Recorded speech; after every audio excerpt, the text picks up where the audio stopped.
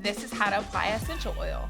Dab on your finger, and you can just place it on different pressure points throughout your body. I like behind the ear, I like the wrist, and I like the crown of my head, and I also like the bottoms of my feet as well. There's all these sort of meridians that are flowing throughout our body. They all have their own different healing components. I like these specifically because they allow my brain to kind of slow down. If it's an energizing oil, I'm feeling a little bit more energized, especially if it's under the bottom of my feet before I go out throughout my day. The thing is, you can apply it throughout the day as much as you need, as you see fit, as you need to feel refreshed, rejuvenated.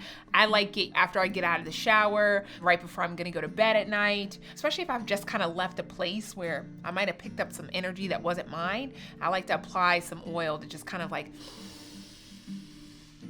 send it right back to where it came from. Are you looking for more product advice and wisdom from me? Or me? Or me? Hit that subscribe button or head over to thedesirecompany.com for more classes, how-tos, and reviews.